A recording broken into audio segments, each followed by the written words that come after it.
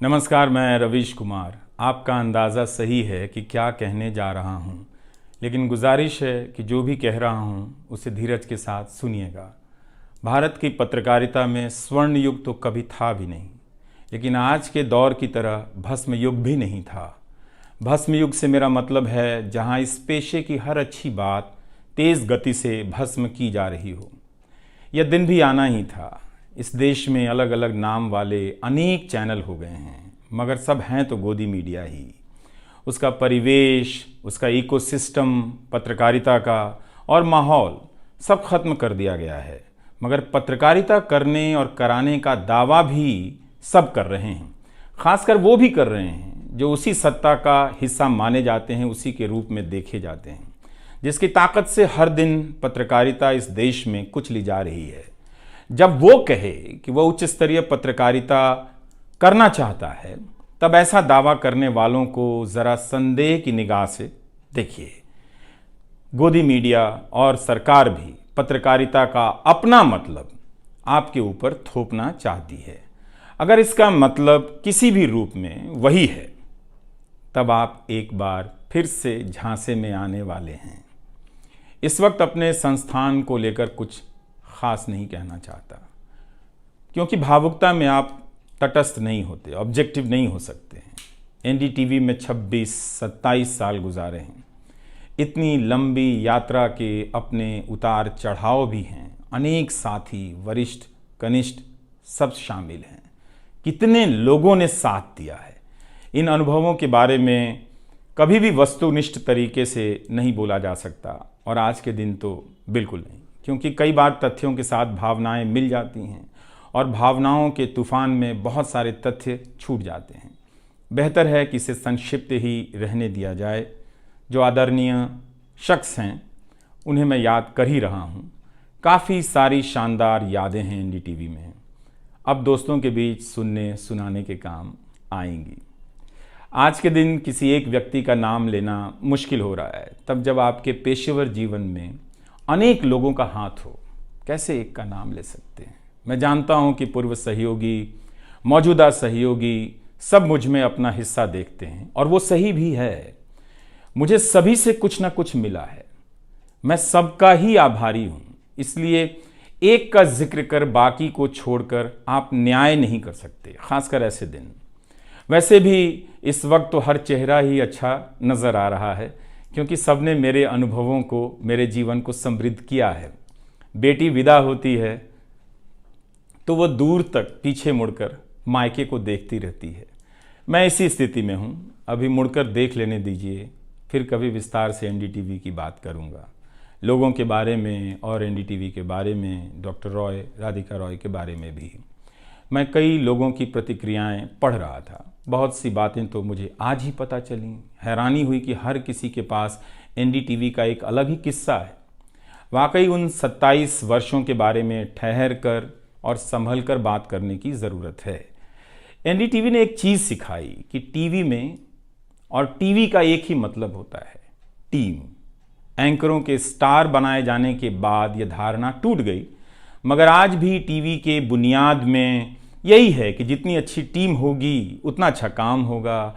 अभी इस बात को यहीं रहने देता हूँ, कभी किसी और वक्त के लिए, तब जब आप भावुक ना हों, तब जब मैं भावुक ना हूँ कि एनडीटीवी छूट रहा है। अगस्त 1996 में एनडीटीवी से औपचारिक रूप से जुड़ा था। अगस्त 1996 में ट्रांसलेटर के रूप में, अनुवादक के रूप में। लेकिन उसके पहले कई महीनों तक मैं यहाँ चिट्ठियाँ छांटता रहा। बोरे में चिट्ठियाँ आती थीं और मेरे पास रख दी जाती थीं। तब दर्शक पोस्ट बॉक्स में चिट्ठियाँ भेजा करते थे। देश भर से दर्शक अपने हाथों से अलग अलग कार्यक्रमों के एंकरों को लिखा करते थे। इन्हें पढ़ते हुए मैंने टीवी के कार्यक्रमों के आसपास दर्शकों को बनता देख रहा था। मेरा काम था उनकी बारीक नज़र से लिखी गई चिट्ठियों पर रिपोर्ट बनाना और एंकरों या कार्यक्रम के प्रोड्यूसर को सौंप देना। दिहाड़ी का काम था, उसी के हिसाब से मजदूरी मिलती थी, पैसे मिलते थे। मेरी ज़िंदगी में यह काम आज भी जारी है। आज भी आप मुझे सैकड़ों की संख्या में मैसेज लिखते हैं, हाथ से लिखी चिट्ठियां भी आती हैं, बहुत अच्छी लिखावट में। मैं ज़्यादातर मैसेज पढ़ता भी हूँ और सभी के नहीं तो बहुतों के जवाब देने की कोशिश करता हूँ। कई बार तो अपनी निराशा भी आपसे साझा कर देता हूँ। मैं आपके बीच आकर अपने मन का भाव नहीं छिपाता, क्योंकि मैं आपके बीच बताने के लिए आता हूँ। अगर खुद को ही छिपाने लगा तो वो पूरा बताना नहीं होता है। मुझे तो लगता है कि कई हजार दर्शकों के पास मेरे लिखे हुए जवाब होंगे। उंगलियों में दर्द रहने के कारण इन दिनों जवाब देना कम कर दिया है।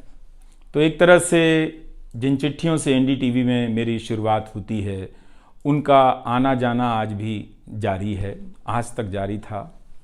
वो काम आगे भी जारी रहेगा, लेकिन इतने सारे सुझावों, जवाबों, अपेक्षाओं, शिकायतों और डांट के बीच सोना, जागना और जीना मुझे आपके हवाले करता चला गया। मैं खुद के पास तो रहा ही नहीं, आपके बीच गया तो घर ही नहीं लौटा।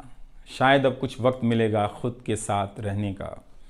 आज की शाम एक ऐसी शाम है जहां चिड़िया को उसका घोंसला नज़र नहीं आ रहा, क्योंकि कोई और उसका घोंसला ले गया है, मगर उसके सामने थक जाने तक एक खुला आसमान ज़रूर नज़र आ रहा है। तो खैर, उसके बाद अनुवादक बना और कई पत्रकारों की रिपोर्ट का अंग्रेज़ी से हिंदी में अनुवाद करता रहा।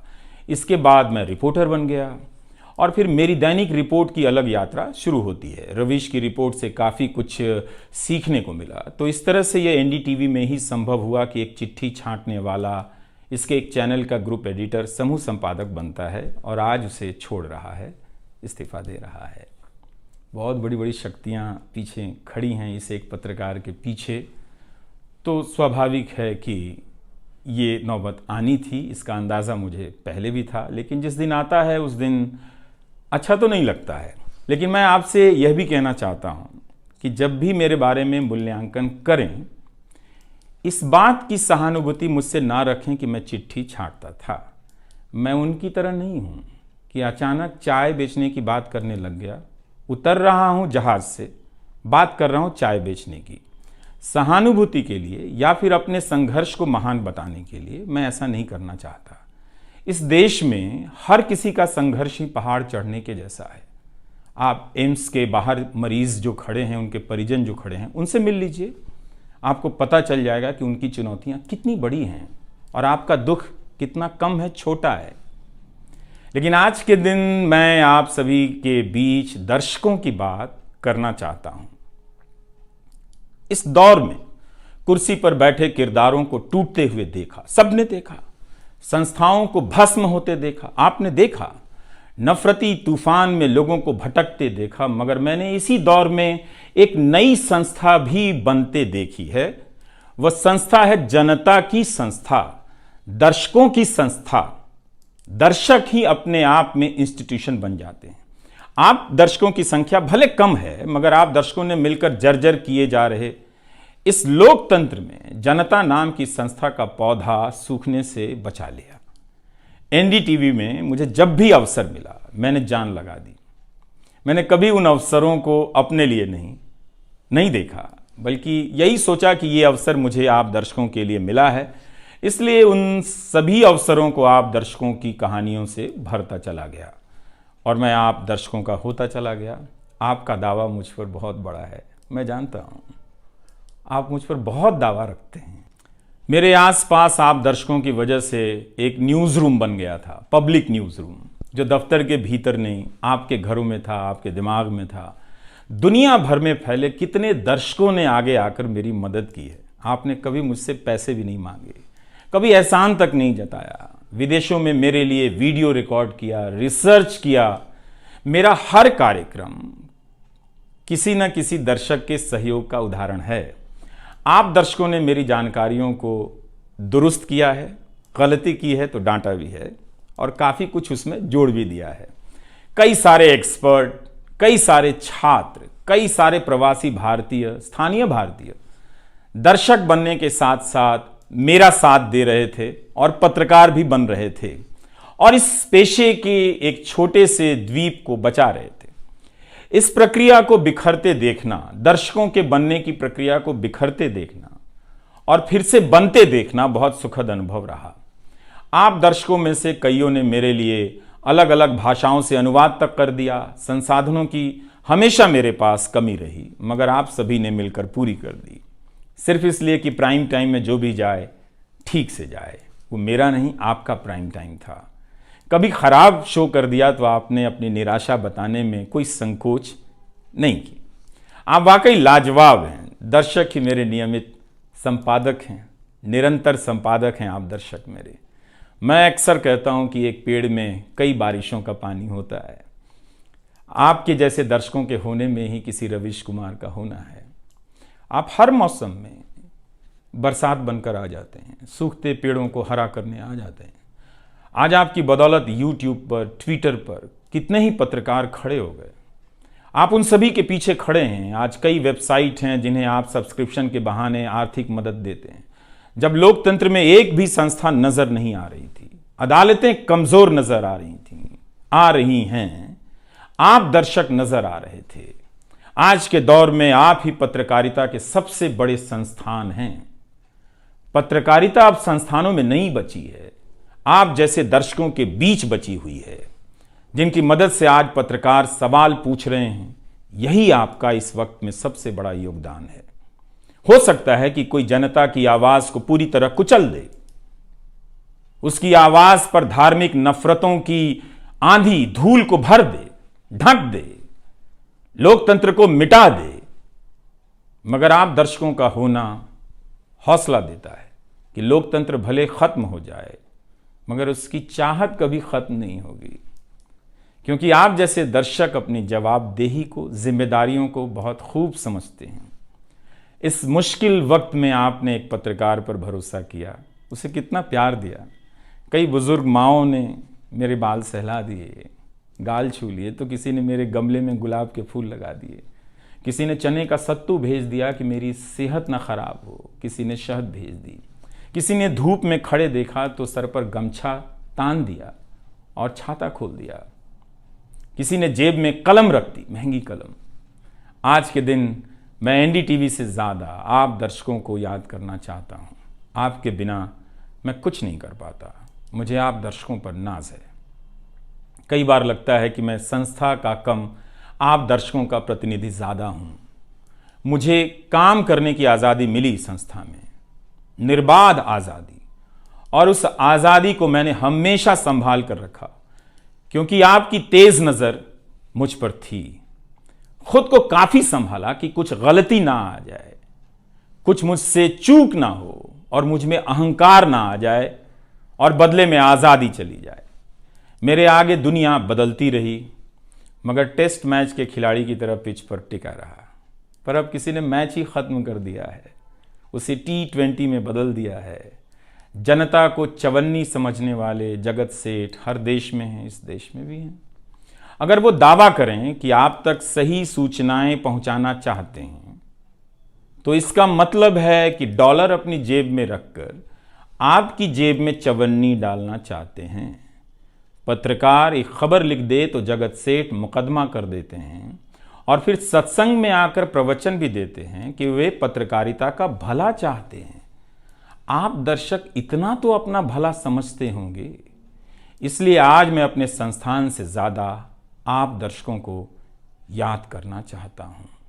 मुझे हमेशा लगता था कि हिंदी का पत्रकार छत क्यों नहीं छुपाता है। ऐसा क्यों है? हिंदी पत्रकारिता के कई श्रेष्ठ संपादकों, पत्रकारों के कार्यों पर निगाह रहती थी। उनकी गहराई हैरान करती थी, फिर भी लगता था कि उनकी बात जमाने तक ठीक से नहीं पहुंची, पेशे के भीतर उन्हें उनकी जगह नहीं दी गई। पत्रकारिता का मतलब अंग्रेजी का पत्रकार होना हो गया। इसके कुछ ठोस कारण भी हैं, उनमें विस्तार से जाने का समय नहीं है, लेकिन तब भी हिंदी के जुझारू पत्रकार आसमान क्यों नहीं छू सकते हैं, यह बात कचोटती रही। इन सब बातों ने मेरे व्यवहार में काफ़ी बदलाव कर दिए। भाषा को संयमित किया, मर्यादित किया, ताकि हिंदी का प्रभाव कम ना हो। बहुत सजगता से अपना काम इस तरह से किया कि लोगों को, देश के किसी भी हिस्से के लोगों को मेरी हिंदी से प्यार हो जाए। मेरी मातृभाषा हिंदी नहीं है, भोजपुरी है। भोजपुरी गांव है मेरे लिए। हिंदी मेरे लिए भाषा का वो शहर है, पहला शहर, जहां मैं गांव से शहर आया था, लेकिन मुझे भारत के हर राज्य के दर्शकों से प्यार मिला है। हिंदी प्रदेशों की कुंठित राजनीति ने हिंदी को हथियार बना दिया। इससे हुआ कुछ नहीं, हिंदी को लेकर कुंठाएं ही बढ़ती चली गईं, किसी का भला नहीं हुआ।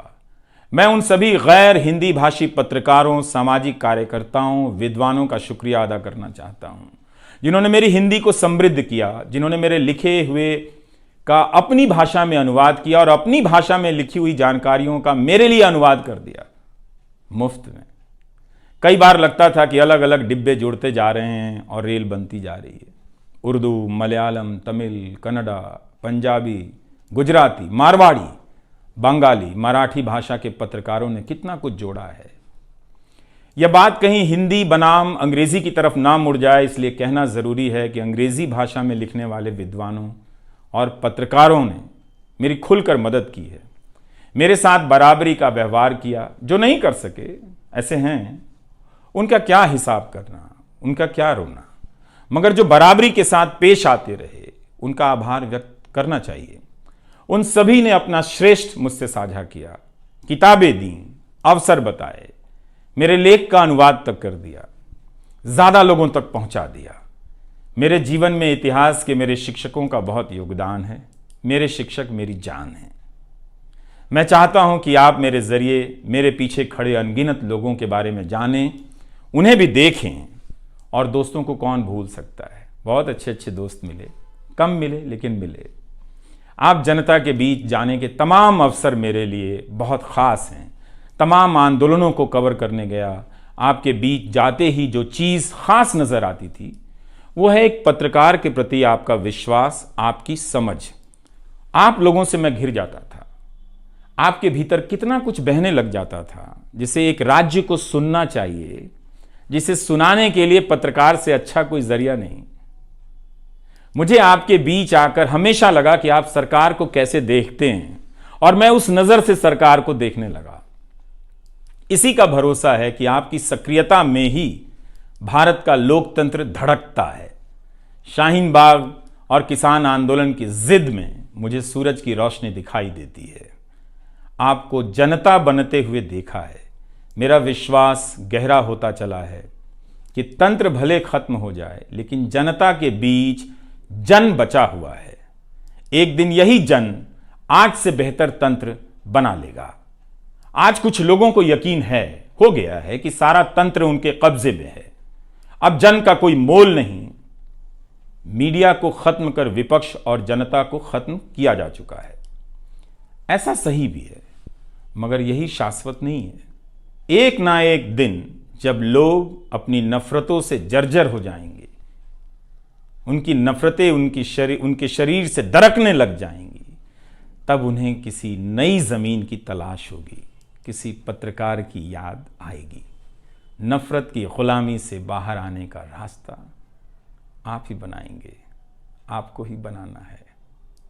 एनडीटीवी में मैंने लिखना, बोलना सीखा, दिखना सीखा, अच्छे कपड़े पहनना सीखा, टाई पहननी सीखी।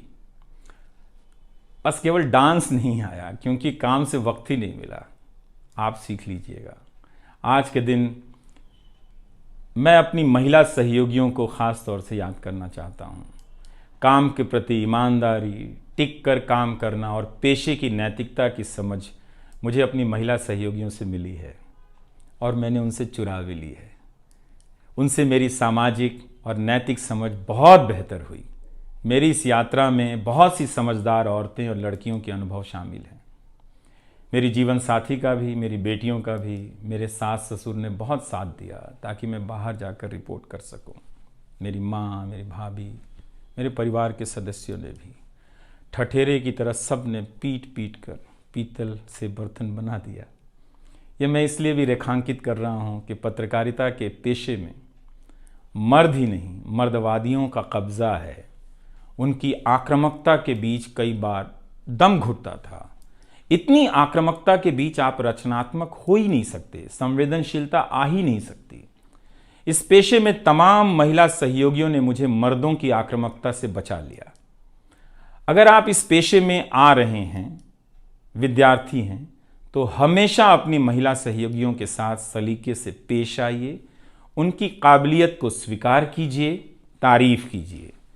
प्राइम टाइम के वक्त अक्सर कहा करता था, मुझे काम करने दो, 9 तो 9 बजे ही बजते हैं। सुबह उठते ही मेरे दिमाग में रात के 9 बजने लग जाते थे। मैं टाइप करने लग जाता था, रोज़ 5000, 6000, 7000 शब्दों की टाइपिंग। अब शायद 9 ना बजे, प्राइम टाइम ना हो। मुझे पता नहीं था, पता नहीं है कि अब 9 बजे क्या करूँगा। मुझे टीवी से बहुत प्यार है, इस माध्यम से दिल लग गया था, शायद इसी वजह से दिल टूट रहा है। वो लाल माइक याद आता रहेगा, अब वो लाल माइक नहीं होगा। मैं जानता हूँ कि आप दर्शकों की आदतों में मैं शामिल हो गया हूँ। आप काफ़ी तकलीफ़ में थे कि मेरा क्या होगा, मैं क्या करूँगा, मैं प्राइम टाइम क्यों नहीं कर रहा हूँ। मुझे लगा कि चुपचाप किनारे हो जाना चाहिए, धीरे धीरे मेरे नहीं होने की आदत आपको डाल देनी चाहिए। इसलिए कई दिनों से प्राइम टाइम नहीं कर रहा था, ताकि आप मुझे कुछ भूल सकें। मगर आप हैं, मानते ही नहीं। हर रात 9 बजे के बाद मैसेज करने लग जाते हैं कि कहाँ हो, बीमार तो नहीं हो, सब ठीक तो है, एनडीटीवी में क्या चल रहा है, आप अच्छे हैं। तो भारत का मीडिया स्पेस बदल चुका है। उन हज़ारों युवाओं की सोचिए जो पढ़ाई पत्रकारिता की कर रहे हैं, लाखों रुपए लगा रहे हैं, मगर उन्हें काम दलाली का करना पड़ेगा, क्योंकि इसके लिए अब कोई सांस्थानिक जगह नहीं बची है। इसी के बीच जो आने वाले पत्रकार हैं, जो इस वक्त पत्रकार हैं, सभी को जूझना है। कोई घुट रहा है तो कोई इस पेशे को छोड़ रहा है। कई लोग कहते हैं कि नौकरी की मजबूरी के अलावा पत्रकार बनने की कोई दूसरी शर्त नजर नहीं आती, कोई उत्साह नहीं है। यहां तो जस्टिस तक कह रहे हैं कि जमानत देने पर जजों को टारगेट किए जाने का डर लगता है। जब जज को ही डर लगता है, तब फिर इस दौर में यह बोलना भी गुनाह है कि मुझे डर नहीं लगता है। एक डरा हुआ पत्रकार मरा हुआ नागरिक पैदा करता है। इसलिए बोला कीजिए कि हमें डर नहीं लगता है।